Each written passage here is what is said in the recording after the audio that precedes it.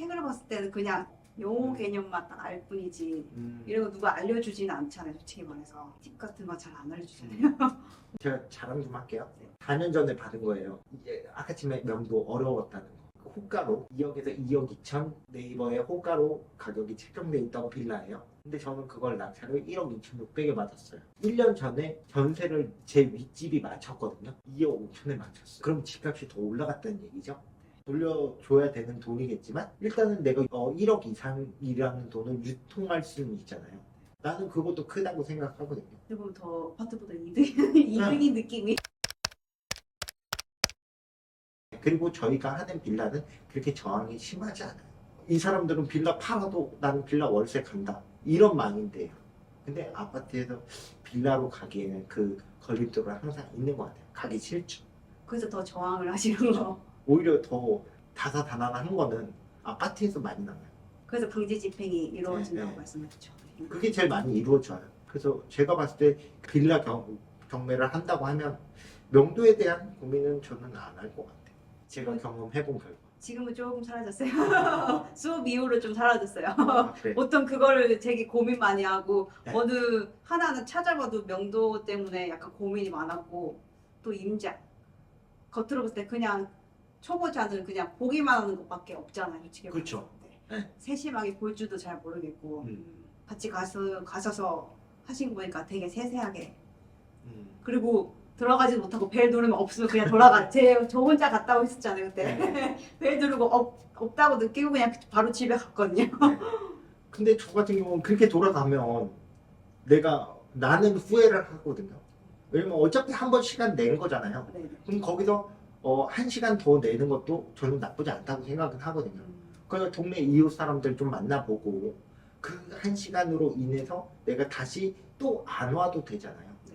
만약에 그냥 돌아와 버리면 내가 궁금한 게 있으면 또 가야 된단 말이에요. 그 집은. 그쵸, 나는 시간에서- 그러긴 싫어요. 시간에서 간 거니까. 그렇죠. 네. 이왕 시간 낸 거 갔다 오는 시간이 있잖아요. 일단은. 그리고 그걸 빼려고 다른 시간을 이동을 했을 거란 말이에요. 네네. 그럼 그냥 거기에 그냥 1시간 더 있어버리면 저는 그게 더 마음이 편하다. 그리고 나서 폐차를 하면 후회는 없어요. 좀 더 대범하게 해야 될 것 같아요. 그리고 초보자가 경매를 어렵게 생각하는 건 맞는데 네. 제가 생각하는 경매는요. 네. 이런 거예요. 그냥 권투를 따지면 이거 가장 기본이 이거잖아요. 잽잽. 네. 원투. 원투. 그냥 나는 원투를 배웠잖아요. 네. 그러면 나는 법원에 가서 원투만 하고 오시면 되는 거예요.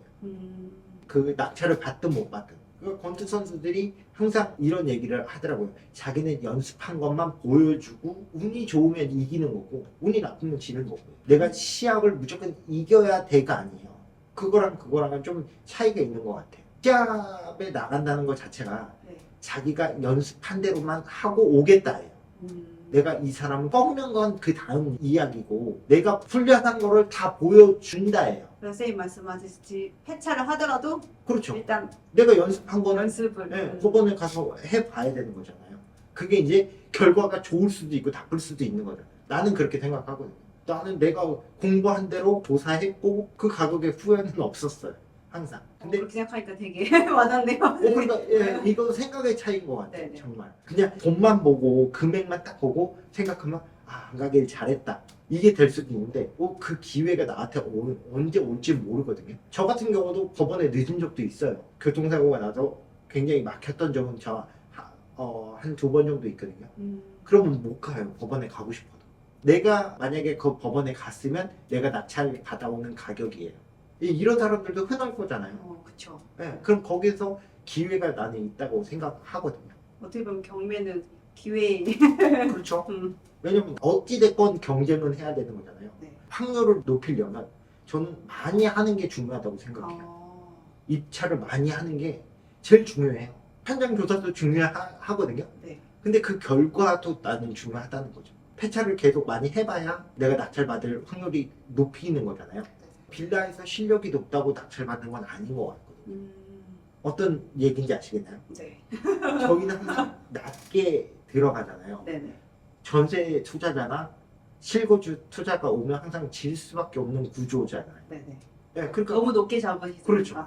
근데 우리가 만약에 그 가격에 받아간다고 하면 수익이 안 나올 거예요. 네, 선생님 알려주신 수익률로는 안 나올 것 같긴 네. 해요. 우리랑 경쟁이 아니라고 저는 생각하거든요. 그러다가 이제 10번 했는데 한 번 얻어 걸려도 거기서 수익이 좀 많이 나오니까. 그래서 많이 해볼수록 확률이. 그리고 한 채, 두 채 받을 땐 처음에 어렵지만 6채 정도부터는 쉬워요. 왜냐면 내가 6채에서 월세를 받고 있잖아요. 네. 상대적으로 느슨해져요. 나 무조건 받아야 돼. 이게 아니고요. 힘을 더 빼게 돼. 나는 안 돼도 돼. 저도 그랬거든요. 한 6채까지는 정말 받고 싶다 막 했는데 계속 회차리죠. 왜냐면 제 수익률은 좀 낮게 들어가니까. 보수적으로 잡으니. 그리고 그때 당시에는 집값이 좀 계속 올라가고 있는 시기여서 계속 높게 일반 호가보다 높게 받아가는 빌라들도 많아요. 근데 과연 그 사람들이 수익이 났느냐? 수익은 많이 안 날 거예요. 오히려 마이너스인 거죠. 그래서 수익률이 되게 중요하다고 느꼈던 수업이었던 것 같아요. 제가 생각해서 선생님 수업할 때 수익률 네. 중요한 게 이제 수익률이. 그리고 선생님 같은 경우도 네. 지금 어떻게 보면 사회 초년생이고 재테크에 첫 걸음을 떼는 거잖아요. 어떤 재테크든 상관없이. 나중에는요, 이거는 그냥 말장난일 수도 있어요. 초반에는 돈이 없으면 없을수록 수익률이 저는 중요하다고 생각해요. 나중에는 아마 금액이 커지면 커질수록 수익률보다는 수익금이 중요할 거예요. 예를 들면 100억에 1%만 받아도 먹고 사는 데는 지장 없잖아요. 네. 근데 처음에는 돈이 없잖아요. 네. 그럼 수익률이 중요한 거죠. 지금 입장에서는 수익률. 네. 그러니까 저도 처음에는 수익률을 따지고 가보니 계속 이것만 똑같은 것만 반복하다 보니 수익금도 좋아지고 수익률도 좋아지고. 하면 할수록 더 좋아지네요. 네. 한 채 한 채 살수록. 그리고 금리가 올라간 만큼 저의 월세도 올라갔거든요. 네. 8,200만 원에 받아서 지금 매매가는 1억 5천이 됐어요. 네, 그것도 나는 꽤 많은 성과라고 생각해요. 근데 월세 1,000에 60에 맞췄거든요. 처음에 3년이라는 시간이 지나니까 2,000에 65가 맞춰지더라고요. 내가 팔지는 않았지만 나한테 지금 당장 떨어지는 것도 금리가 올라간 만큼 더 나는 많이 나오거든요. 같이 그러면 올라가네요. 그렇죠. 나한테 안겨주는 돈은 더 늘었단 말이에요. 금리가 올라간 것도 좋지만 보증금이 1,000에 60이었잖아요. 네. 근데 1,000만 원이란 돈이 또 또 생겨서 1,000만 원도 주고 나한테 수익금도 몇만 원을 늘어났고 그럼 나는 더 이상 나빠질 건 없거든요. 매매 가격도 올라갔고. 그게 경매의 매력인 것 같긴 해요. 네. 그리고 그 지역이 남들이 선호하는 지역도 아니었어요. 근데 시장 조사를 해보니 그때 당시에도 1억 2천 정도는 무조건 받더라고요. 일산 쪽에 있던 거라 능곡역 쪽이 개발이 되면서 그쪽이 이제 지금 1억 5천까지 올라간 거예요. 올랐어요. 네. 네. 이게 시세 차이만 잘 나면 진짜 경매는 이게 시세 차이를 못 내서 그냥 실패하신 분도 좀 꽤 있으실 것 같긴 한데. 나는 시세 차익을 처음부터 바라보지 않아요. 아파트에서 3천 벌려면 세금은 별개로 하고 3천 정도의 갭을 먹으려고 하면 지금 시세 3억 정도 돼 있는 아파트를 2억 7천에 받아가. 근데 저는 8,200짜리를 받아왔지만 그때 당시에 1억 2천 정도였거든요. 나한테도 3천이라는 갭은 있는 거죠. 플러스 그렇죠. 월세까지. 뭐가 맞다 틀리다는 아니지만 네. 나한테 맞는 건 이거였던 것 같아요. 빌라 투자였던 것 같아요. 아파트 같은 경우는 월세가 맞춰지기 조금 힘들 것 같은 느낌이 전 들긴 하거든요. 전세는 아무래도 좀 들어가는 편이긴 한 것 같은데 월세는 조금 맞추기 힘들지 않을까요? 네, 월세가 조금 많이 올라가긴 하더라고요. 근데도 수익률은 안 나오더라고요. 그렇죠. 수익률로는. 네. 왜냐면 시세 차익 개념이니까 요즘에 아파트들은 지금 제 주변에도 역전세 1, 2억은 난 사람들이 있거든요. 근데 나는 1, 2억을 한 번에 내주고 싶지 않거든요. 나는 계속 그냥 받고만 싶거든요. 조금씩이라도 받았으면 좋겠거든요. 수급 바이브가 한 번에 많이 안 올라가도 되니까 어느 정도의 계획적으로 올라갈 수가 있잖아요. 그러니까 안정적인 느낌. 그렇죠. 빌라는 약간 안정적인 느낌이 네, 있어요. 그러니까 시세 차익을 저는 포기하고 빌라를 투자하는 이유가 그거예요. 음. 근데 오래 갖고 가다 보니까 오히려 시세 차익이 더 잘 난다는 거죠. 2배 이상 찐 빌라들도 꽤 많아요 지금. 제가 받은 것들은 지금 현재의 가치보다 싸게 받았으니 나쁠 건 없다예요. 이제 그런 개념으로 저는 접근을 하거든요. 책을 봤을 때는 그냥 용어 개념만 딱 알 뿐이지 이런 거 누가 알려주지는 않잖아요. 솔직히 말해서 팁 같은 거 잘 안 알려주잖아요. 제가 자랑 좀 할게요. 네. 4년 전에 받은 거예요. 이제 아카츠메 명도 어려웠다는 거. 그 호가로 2억에서 2억 2천 네이버에 호가로 가격이 책정돼 있던 빌라예요. 근데 저는 그걸 낙찰을 1억 2천 6백에 받았어요. 1년 전에 전세를 제 윗집이 맞췄거든요. 2억 5천에 맞췄어요. 그럼 집값이 더 올라갔다는 얘기죠. 돌려줘야 되는 돈이겠지만 일단은 내가 1억 이상이라는 돈을 유통할 수는 있잖아요. 나는 그것도 크다고 생각하거든요. 어떻게 보면 더 아파트보다 이득인 느낌이.